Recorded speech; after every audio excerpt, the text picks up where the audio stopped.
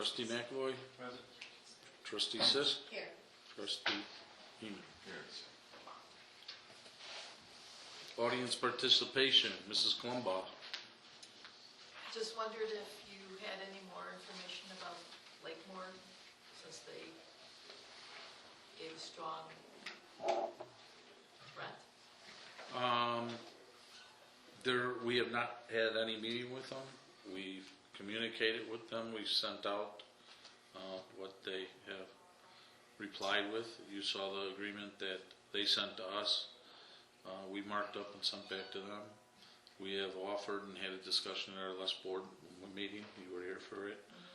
We sent it back saying that we're more than happy to pay for the drawing of the boundaries change and take over the road because they are our residents, and they're not willing to do that. Their board is not willing to do that. I shouldn't say some of their board members have. The majority of their board, I believe, has expressed that no, they're not willing to do that unless we pay all the soft costs that they have invested. So I think it was the consensus of the board at the last meeting that we're not going to pay the soft cost. And pretty much by the letter that we got from the county, they can't go ahead with it anyways, we believe. Would that be your take on it also? Yes, provided that the county acts upon its position in the event that the village moves forward. And so they could elect not to, is what you're saying. Correct. And that would mean that they would grant Lakemore permission to use their property? Two thoughts in that respect. One, that given that the county seems very strident in its position, that this not be used for boat launch, this is not Lakemore's property, it would seem that with the benefit of however many attorneys there are in the state's attorney's office that are free and available to the county, you would think that the county would be energetic enough to go to court to get an injunction to stop them if they move forward on their property. I suppose that, yes, the county could always enter into some sort of intergovernmental agreement with Lakemore to enable them to give them a license or an easement to allow them to utilize the property. But my understanding is, third hand, the county's position is that they need that property to access the right-of-way, the bridge. So it seems counterintuitive that the county would allow the village to put up structures that might impede that ability to do that. That has always been a concern, that there might be some sort of intergovernmental cooperation to effectuate that, but I don't get the impression, simply based on the correspondence and the statements made by the county thus far. Can I have you all, or members of the property owners down there, been in contact with any of the representatives of the McHenry County Board in regards to this? I wrote letters to the 4 representatives from our district, and one of the other neighbors talked to Christina Webb about it.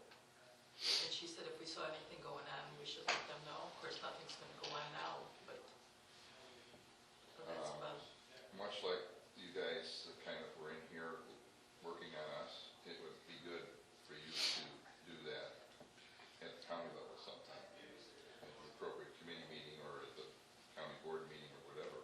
Go in there en masse if you can do it, and just make your case about how this is going to impact you, with these trailers and parking in front of your houses and everything, because they're just going to see, well, it's just a boat launch. And the board members might not research it as well as they should. And especially some other board members that aren't our representatives are the ones you need to be informed about this. If I'm not mistaken, if you go to Lakemore's website, I think they have a board meeting tonight at 7. And one of the agenda items was discussion of this boat ramp and this thing. So it may be to your benefit to go through the meeting minutes and see when those are available. Sometimes they're a meeting later or something, but But they don't publish their minutes that readily. traditionally, it's after, Public the- information. yeah, it's within so many days or at the next board meeting. As you saw here, they asked to approve meeting minutes of the February 6th meeting on the omnibus. Yeah, And then that ratifies them or everyone concurs that they're correct. They don't have to publish a draft, I don't think, right? Not They- correct. They, Correct. they can wait, Until the so vote, it could be, Could be 2 it could be 2-3 weeks or, you Correct. know, whatever, if their meetings move So before I they're think- published. Excuse me, I'm sorry. Pardon me? I'm sorry, I interrupted you. No, go ahead. I think you know that we're on your side. I think you know where we're at. And I think now, I think your challenge is to go and inform all that people about what the issues are. We've tried to inform everybody what they are with us, but I can just see what might happen here, is that they might make an intergovernmental agreement with the highway department and say, well, we can do this for you and you do that for us, and we'll, shake hands and we'll scratch each other's back and we'll give you access and yada, yada, yada. If they don't know, if they don't know what the impact is to you as residents there and how it'll affect your properties, they're not gonna, they're Me, only gonna look at an engineering report and say, yeah, that makes sense, let's go. we informed them, we also said that Kevin and I think, have both been very communicated with them that we want to meet with you face to face, and we want to sit down and talk to you, and if we can, we want to reach an agreement, we want to take it, it's our residents on the road, we feel it's the right thing to do. We don't want to pay $1 million for it naturally, but we feel it's the right thing to do, and we've just not gotten to that point, okay? Todd has seemed to be like, okay, I'll try to get it, but he's reaching opposition, I believe, from his board members that, no, we're going to do it, okay?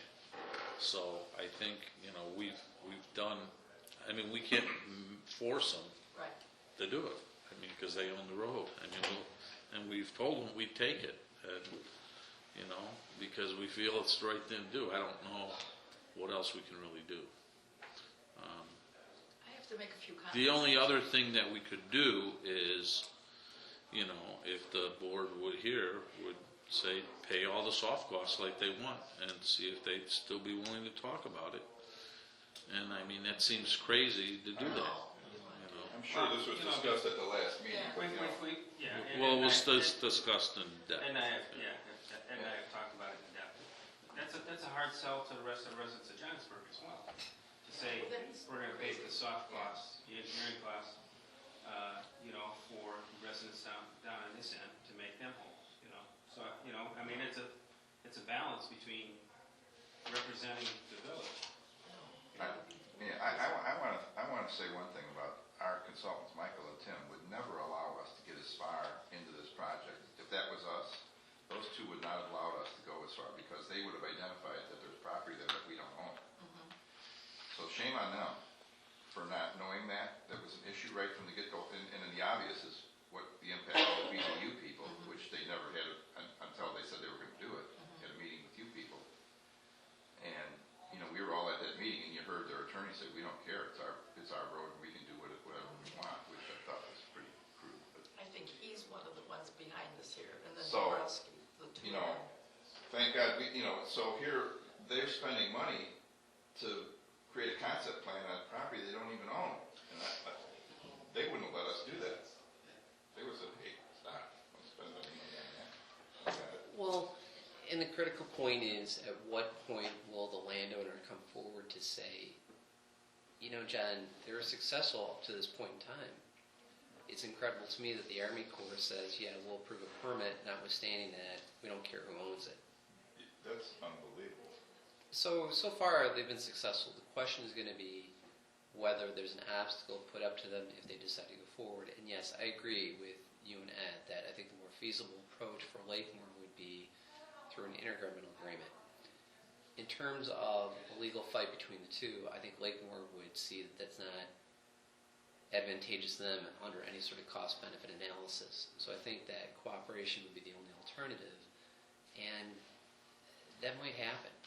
If given a number of months' time and someone's convinced that they don't need the right-of-way or there's some alternative, but there's nothing to fight about in a trial. Eventually someone would break down, get a title, research profile, put it in front of the judge and see that it shows that this is the county's, that it's not the village's.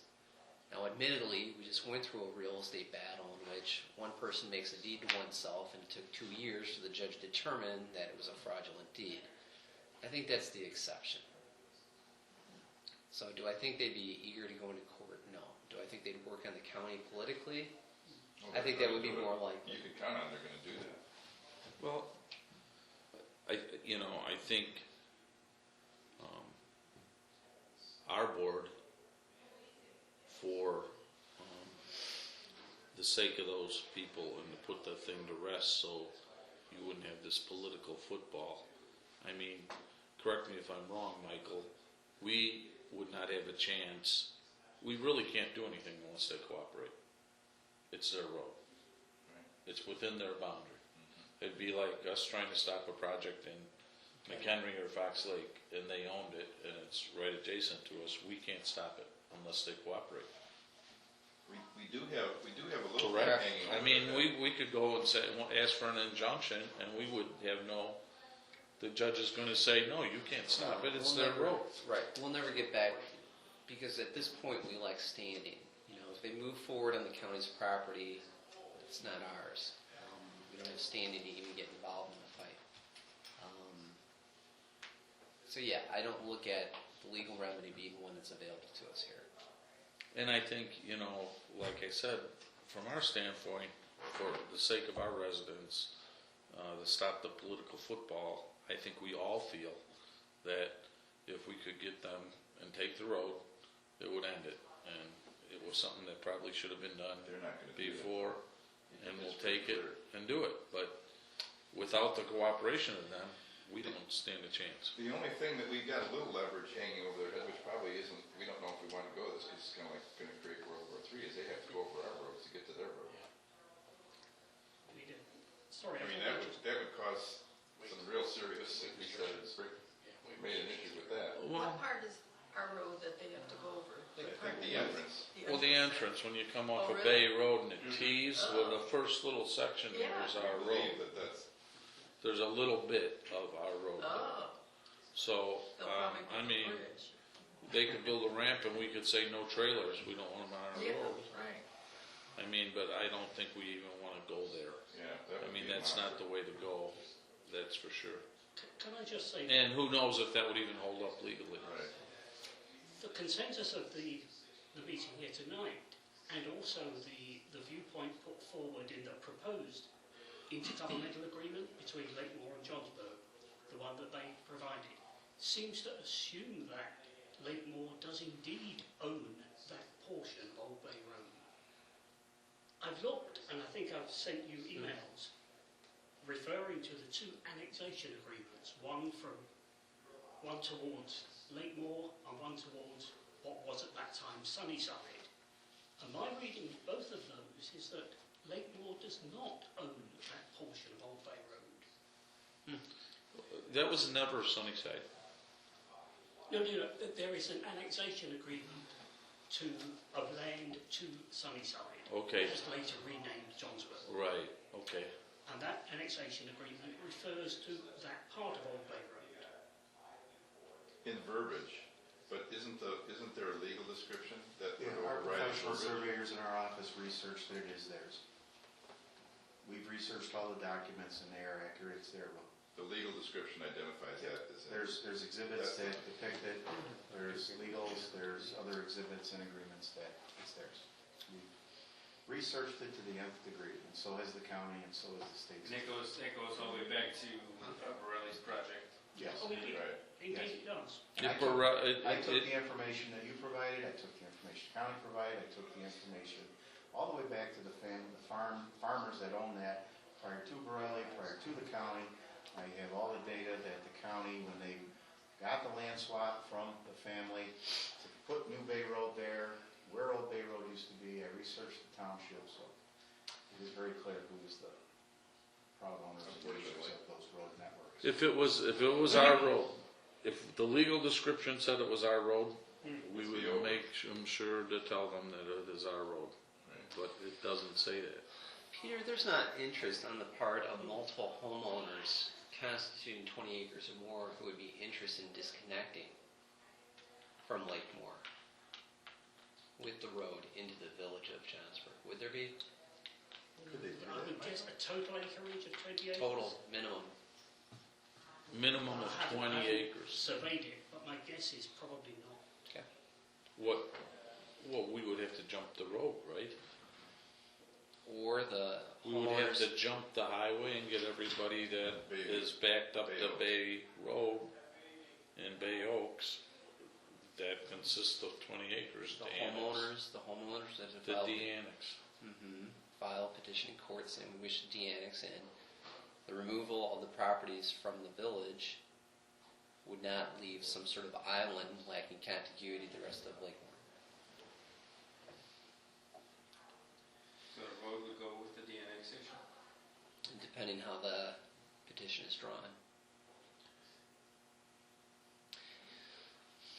That would be cumbersome.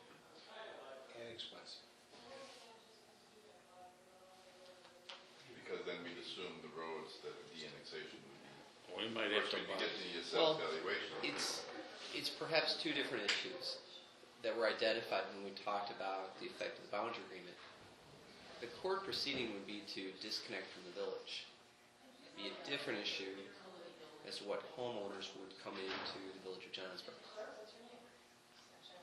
We might be buying tanks and Humvees instead of squad cars. Oh, boy, It's just a question.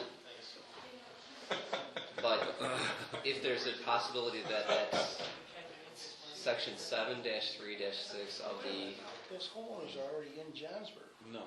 I'm not talking about our present. He's, they're saying if the homeowners on the other side of New Bay Road, consisting of 20 acres that are, and there can't be an island in the middle, correct, Michael? Yeah, you can't You leave, can't have an island in the middle. you can't leave someone who was contiguous and now after the petition they're not contiguous. But, Peter, what you may want to do is, if it's something that might be possible, it's 7-3-6 of the Illinois Municipal Code that talks about disconnections. Most disconnections occur in the context of a giant landowner removing land from a village. And there's been quite a few fights in Barrington Hills. And the only thing is, the petition is liberally construed to effectuate that disconnection.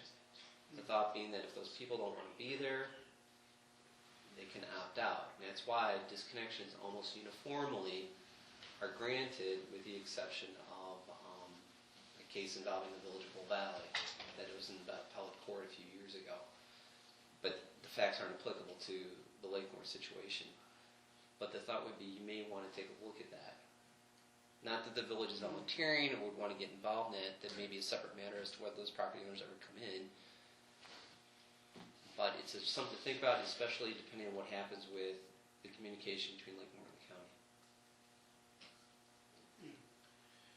In other words, it would probably have to be the barn, it would have to be the barn and everybody that backs up to New Bay Road.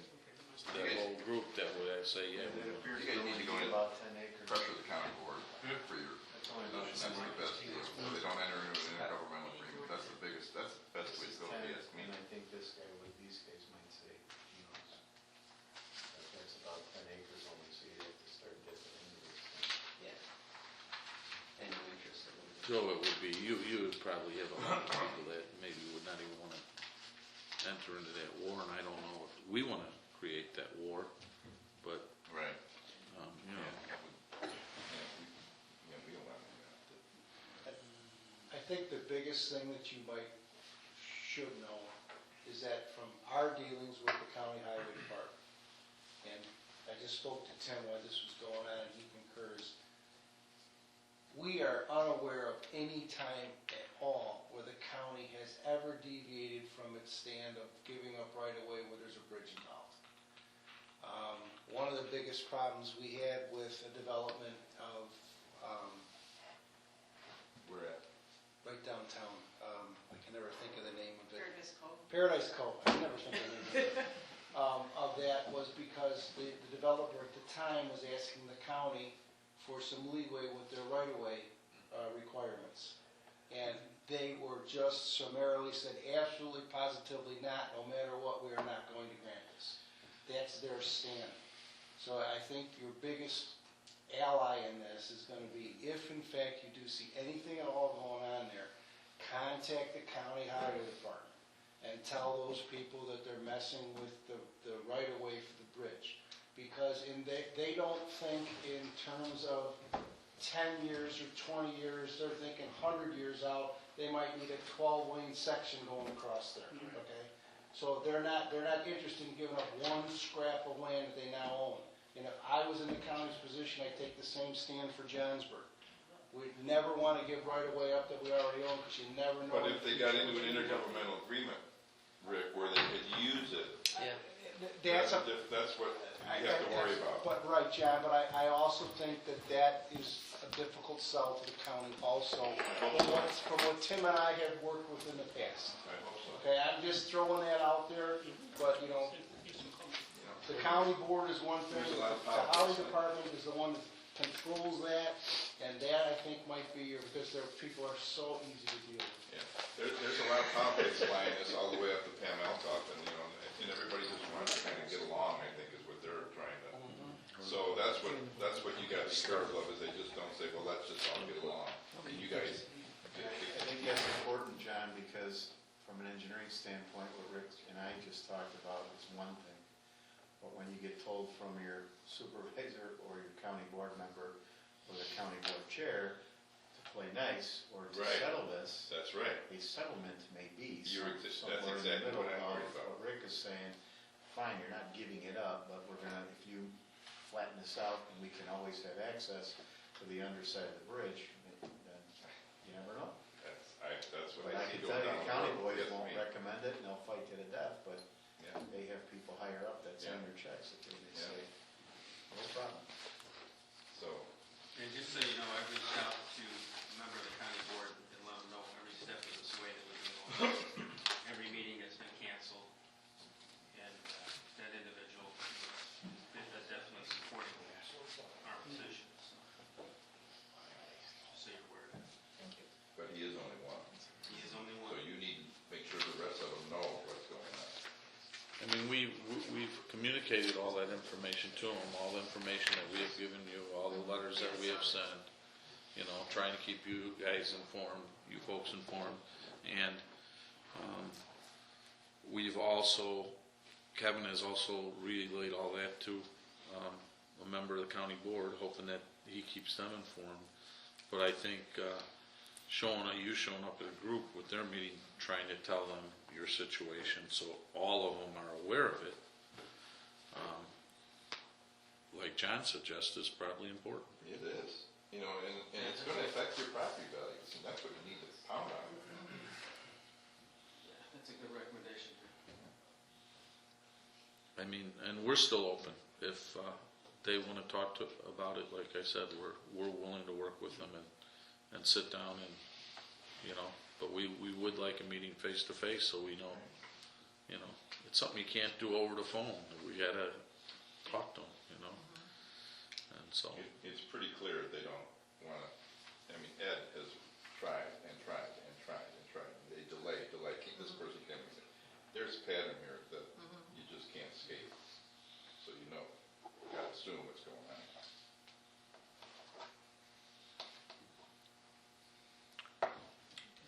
Okay.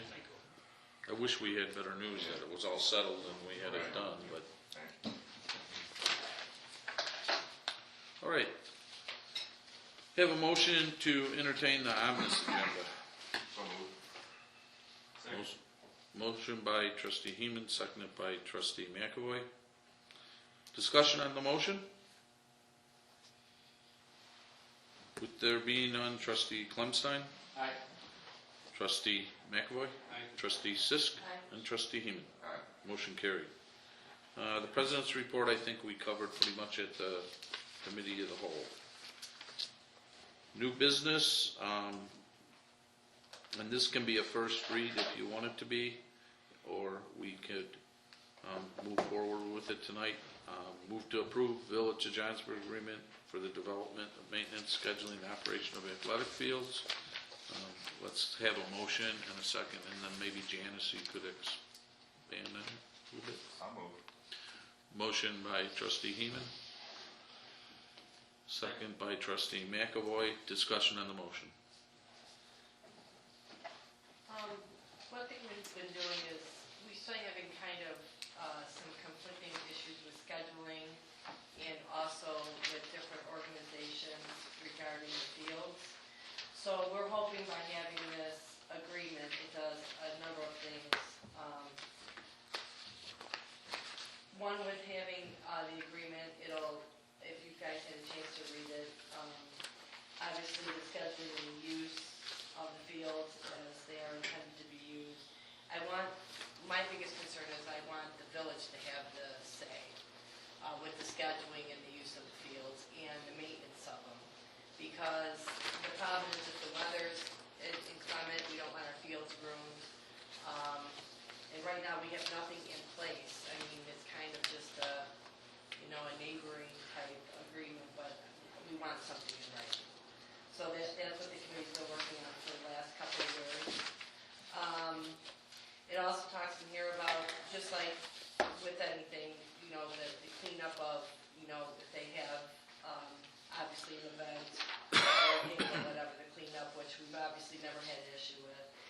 That there's no permanent advertising without the village's approval. It just basically gives the board the right to decide what happens with our fields.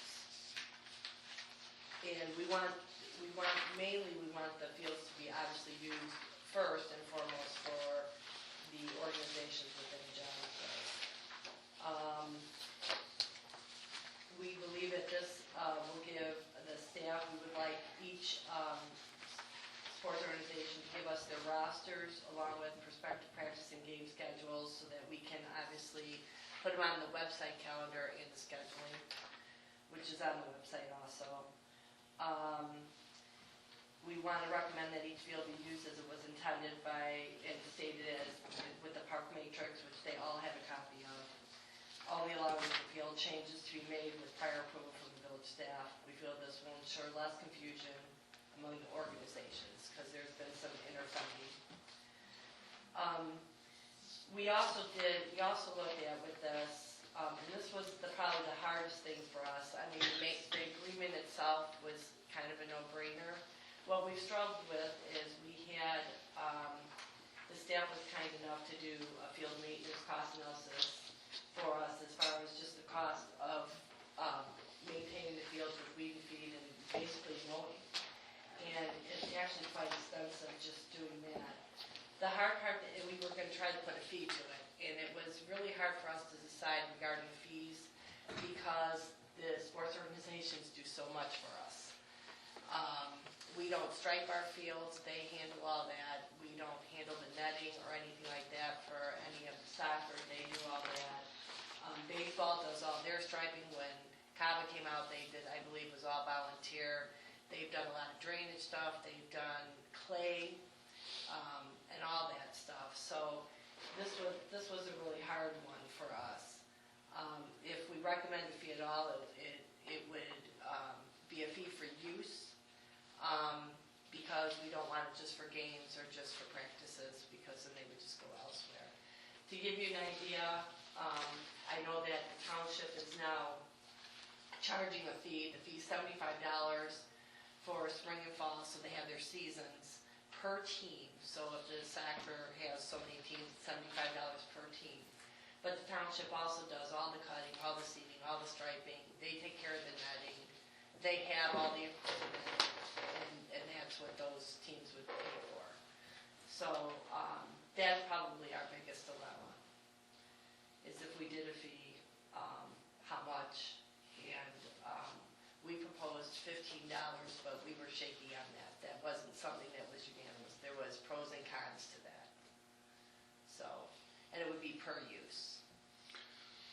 Janice, isn't it your discussion and just looking back and all of the stuff that you've talked about, it would be though the organizations that have do maintain and do the netting and do that stuff, they would get a credit for that, right? Towards That's the something fee? else we talked about. the problem with that is it does, I mean, we could definitely do that. We have talked about that, giving back, having them just turn in their receipts and give them a credit back for the fees. But that, obviously, that's a little more work for the village too, so. But, Do we know what it's costing us right now for mowing and weeding? yes, for mowing and weeding, just for, it's weeding fee, tractor mow, and fuel, obviously, is all the cost, and labor's all in this. Just at Hiller Park, it's $13,980 a year. And obviously, I think the baseball fields are a little more cumbersome to cut and stuff. And then for Sunnyside, it's $7,546.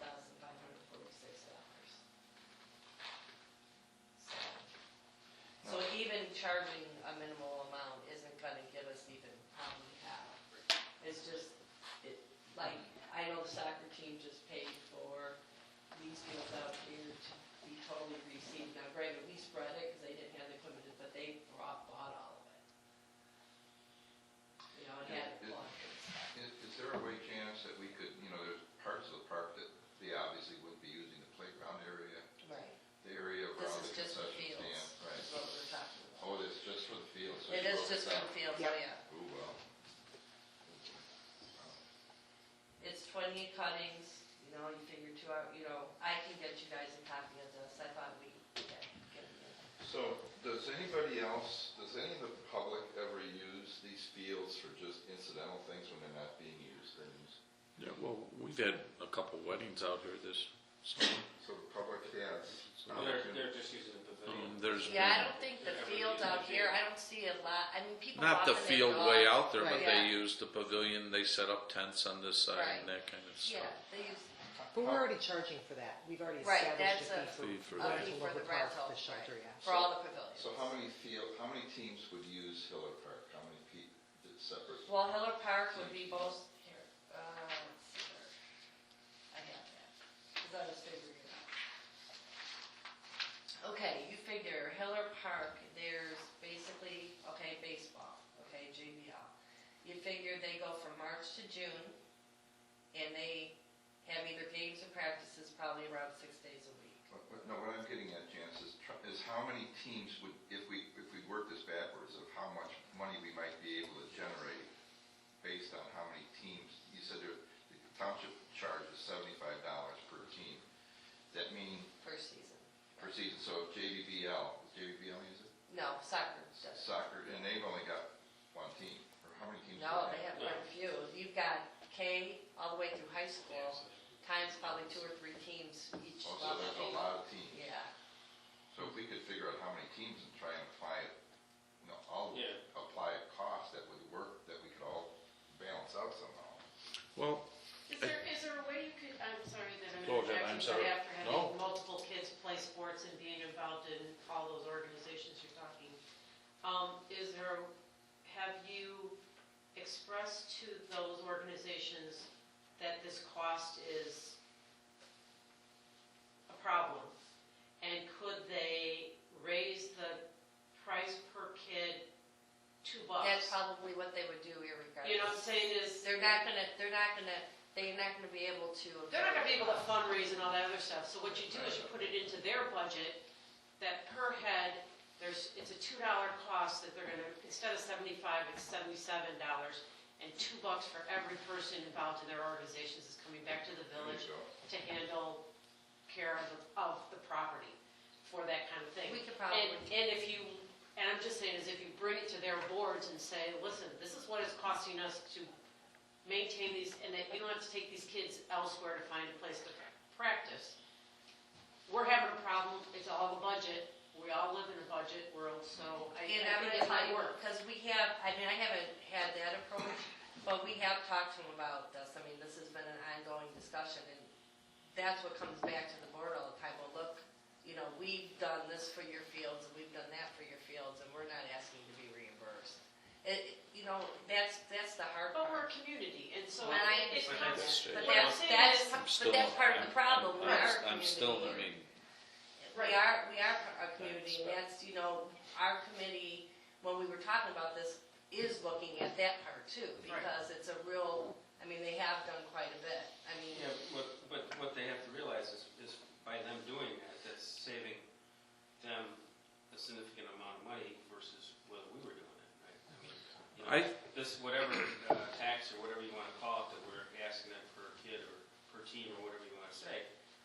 significantly more if we had to have somebody out there that would stripe the fields and put in nets up and that sort of thing. So, Well, I'm sure the members of the team saying, well, we pay taxes in here and we're, and the park is ours, why are you? Well, Okay. So They're there's not a- paying park district taxes Right. now.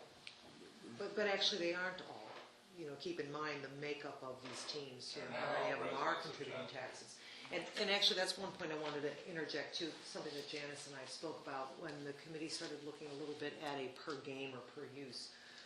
One of the reasons we look that way is because we also have, and quite frankly, it's not the local teams that we see this happening with, but some of the outside teams that come and elect to reserve some dates after our local teams reserve all their dates. They will go and try and block out every day. They'll say, I need all these dates. And in actuality, they don't. So what ends up happening is the field doesn't get used. We have local teams calling for a change in a date because of a rain date. And I'm like, oh, I can't give it to you because this person's blocked it. Well, if they had to pay per time they blocked that field, they'd be less likely to abusively just block all any dates to make sure they got themselves covered. So that was the other thought behind maybe a per use Right. type That of is why fee, we whatever decided- that fee is, So I guess I gotta ask this question, why are we even allowing people that are outside of our community to use our park? Because they're a traveling team that may have members that live in Johnsburg. They'll say like, well, we have 2 members that live in Oh Johnsburg. my gosh. I think we're on the right track. I think Janice's committee's on the right track in that we come up with some type of fee structure. I think Kim had a good Per head. suggestion Per head. per head, but I also think that to alleviate the problem that Claudette says, is talking about where they block out all these things, if they had to pay for them, we'll let these people from the outside that block them out pay for them. That's all revenue to us that would help the cause. And give those organizations that have constantly been supportive, like White Lightning with fertilizing and the lights and all that stuff, a credit on those things. And if they don't have a fee, the fee's built into their fee like Kim suggested, and we give them a credit back, that opens up these fields for if there's a rain-out game or a canceled game, where these other teams don't block out, they block out what they need, but if they use it, we get the revenue. I think that's more than fair, especially if it's mostly outside people that aren't paying taxes towards supporting all these But amenities. But when you have to limit the amount of block dates, you're gonna have to set them, Well, if they're how having to would pay we- for them, I think they're going to be, If they have to pay up front when they. We let all our What if they organizations- throw that money If at you're us? gonna clip them $25 an event, What if they throw that money They're at not us gonna because they're block out. boxed in, and they'll say, and then it still limits it. Well, what we maybe do, John, is maybe we leave out open, say that they can only block out a maximum of so many. Right. Right. And we take them and charge them for it up front, so we have that revenue, and we keep a few open dates for our teams Right. for cancellations and stuff. Right. And then give our teams the credit for, it is some booklet work for us, but I think it's legitimate for the people that are taxpayers of the community, that we do a credit towards those people that are constantly helping us maintain White these Lightning made a things. massive investment. Exactly. So I think it's So something that that we was our- should all read and give some thought to, Yeah, because I think that was you're, our biggest struggle. We've talked about a lot of stuff, and the fee thing, for one, do we even do one? If we do one, how much should it be? And then, okay, if, like White Lightning or JDBL that's done so much for the fields, do we cut it back and how, so we're just trying to be fair too with all of it, so. That was probably our biggest struggle, was the fees. Everything else is pretty much straightforward. Janice, have you met with each one of the groups and talked about fees? In the beginning, not for probably, I don't know, probably a year, we did bring up a lot of field use recommendations and talked about fees at some point, but not dollar amounts. I would just hate to see some of the organizations that are starting out and they have less money and they are all community people get knocked out of the box because of a fee. Well, that's I mean, one of the yeah, reasons too, so- we wanted to keep the fee, we suggested like $15 a use. It wasn't gonna be like astronomical. Some of them, some of the stuff I've researched, $100, $50, $75 a use. Michael, is it legal to have 2 fee schedules? I mean, a fee schedule for the organizations that contribute it and put. Or our local, because those are the and ones that are local- contributing. Local, Johnsburg-based, local McHenry does. teams. McHenry does. Kinda in I this, mean, that, they this, have that one thing. fee, and then we can Out of give them district. credit, we can give them credit for stuff that they help contribute to the village, and credit them for that, where they come in with their receipts and I we remember stuff. when I was playing softball. And we have a different fee for these people, because the ones that are blocking it out are probably doing it because we're nothing, we're Right. free, you know? So, Well, I mean, is that legal? Why we not? have, I think if you can distinguish between the two, I think that's fine. I mean, basically what Some you're type saying of is, criteria? I think you're trying to distinguish between entirely Johnsburg teams versus those that might be mixed or even have just a few Johnsburgers. Yeah, I think McHenry had a certain percentage of residents. Once it exceeded like 60%. To avoid the tokenism. Then they've got to, Yep. Yeah, they- Which they why were- in they here, were I the believe it says that.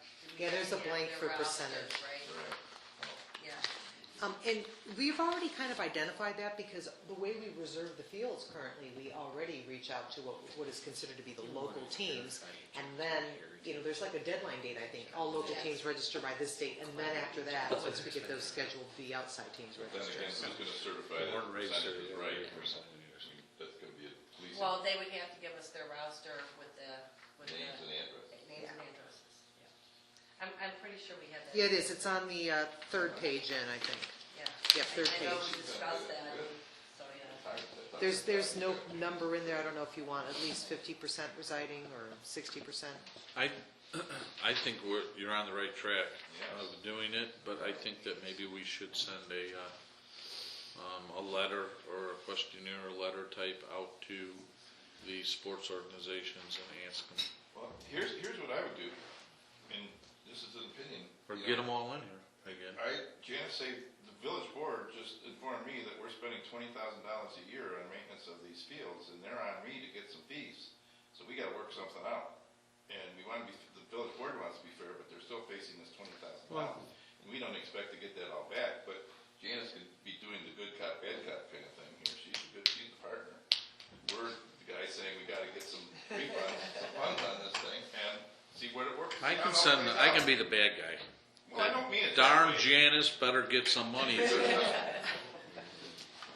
Well, no, I mean, I think if you got them all in here once, if you get them all in here once again and We could do that. Get some I got comments to- from And them.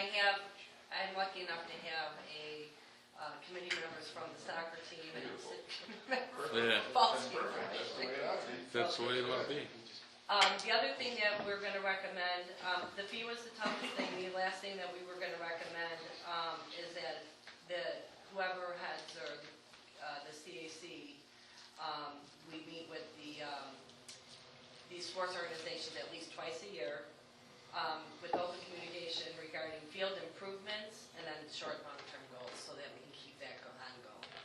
So, Claudette, I don't remember if we put that in here, but I would like that. kind of Sure. language. So you're gonna meet with them twice a year, is that what you said? Yeah, That's twice a year. perfect. At least twice a year. You're gonna be the queen of sports in Johnson, because there I know, I are feel so like many, I've been doing it there have forever. been so many chairmen of this committee that have struggles with this big time, Well, big time. it's moving in the right direction.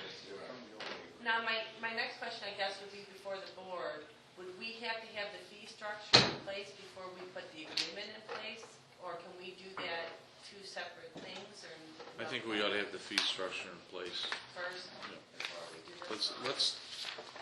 Otherwise it will never get done. Well, the problem is we're running up against scheduling challenges here with this. We really should be sending out letters now, telling people it's time to reserve. And yet we don't, I mean, unless your proposal is that they're not doing anything this year with this. That this is not going to be the guidelines for the scheduling and field use. I like Kim's idea, for purposes of simplicity. I think though you need that input from your organizations. Well, I agree, but I think the question is, can we get the agreement, maybe that portion of the agreement gets, maybe say that a fee is going to be determined at this point. You know, you're continuing to work on it, but there's a lot of other things in this agreement that go to the use and scheduling of those fields, and Okay. I think we can decide that next week, or At the next meeting? another meeting. Okay. Give everybody a chance to sleep on it, think about it.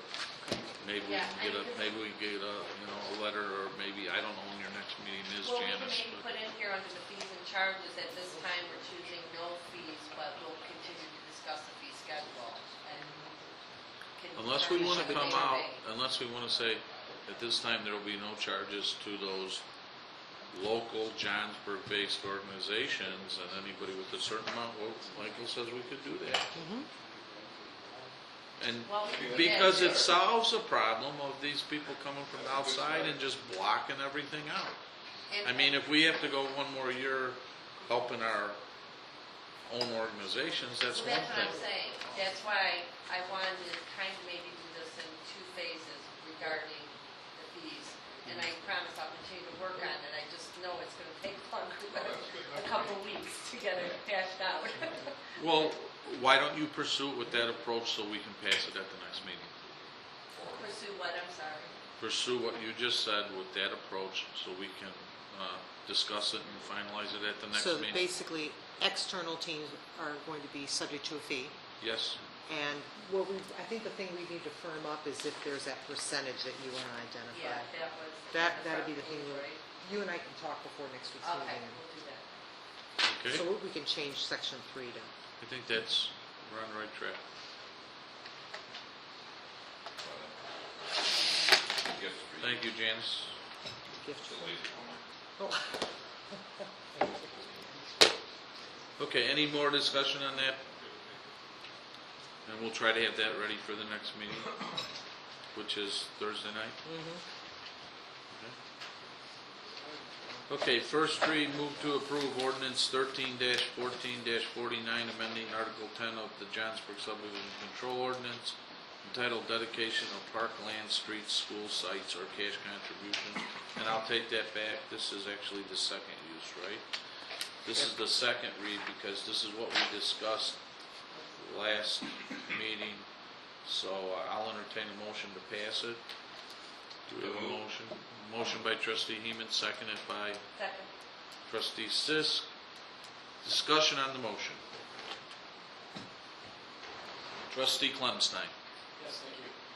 What I brought up from the county too, so we did look at this last night, and the committee members did approve this to push this support tonight. So the basic thing we only changed was, by the board recommendation, is to look at the fire and rescue fee to make that similar to McHenry's.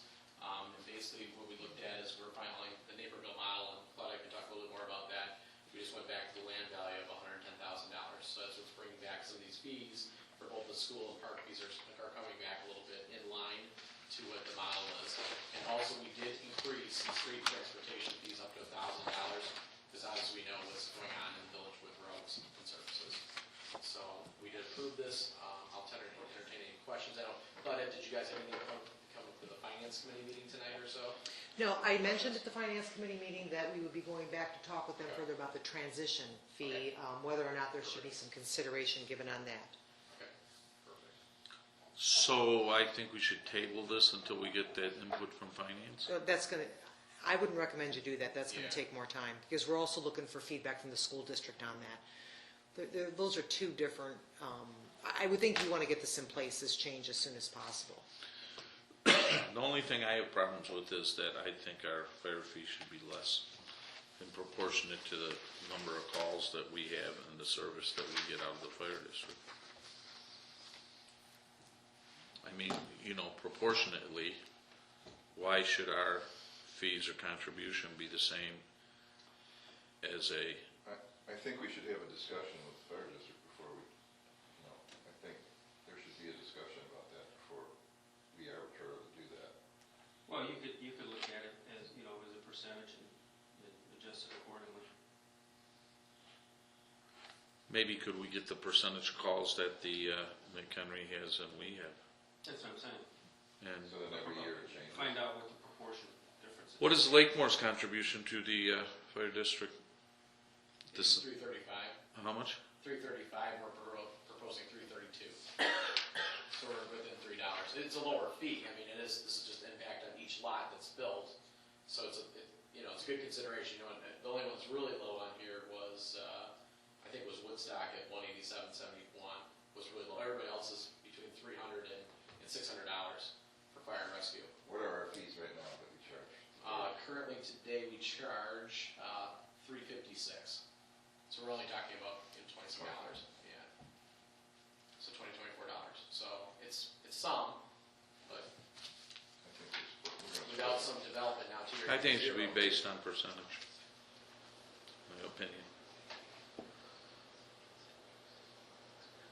I would agree with that.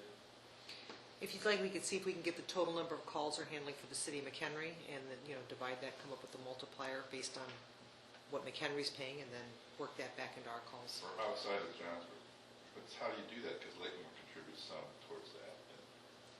No, I think Well, you break out McHenry, whatever that number is, in accordance to. Are they gonna be able to break out the Choose ones. Highlands though, too? Yeah, how are we gonna, Yeah. What? how are we gonna do Are they gonna be able to break out the Highlands and Whispering Hills and? No. Okay, so they don't. So they don't. What's the Can make some what's the number of assumptions. calls for company 2 versus company 1 and company 3? And use the percentage. And if Maybe we company pay one- more company because one of and the company Highlands. four. Pardon? Company 1 and 4, no. Okay, and 1 and 4. Percentage, because 1 and 4 are in McHenry, 2 is in Johnsburg, and 3 is in Lakemore. So if we pay more and we pay it's still our community that we're basing the fee on. What And I the want to make services that sure, are provided. what I want to make sure is that we don't do this in such a way so that we are the black sheep of the district when they're deciding about where they're going to spend money. They shouldn't. But, if we're paying the lowest fees somebody's going to be analyzing that in the district. And there'll be implications to that. There shouldn't be, but we all know how this goes. But Well, that's a Do you good want the point, chief John. to talk to? I don't want us to be. It's economies of scale where you have one fire district. We're asking them to put a big boat in our community. Well, We're asking them to build a building in our You take it community to next week, it's only a week. for river rescues. I don't know. I think we should be careful with that. Why don't we table it till next week, give it some thought, and we maybe can have a conversation with the chief. Well, Take I'll up talk to a- Tony, but I think we could just find these numbers on our own too, through their website. I could look at last year and just run the numbers. Just Well- total number of runs for 1 and 4 Tell me. versus. Okay. Yeah, I'm going to be uncomfortable if we pay less than Lakemore.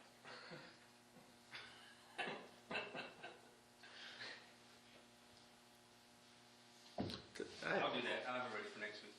Uncle John, you're not an old I guy, know. you're safe, Listen, if they're going to step up and we don't, There's no big attacks coming here. just saying. Everything's good. What?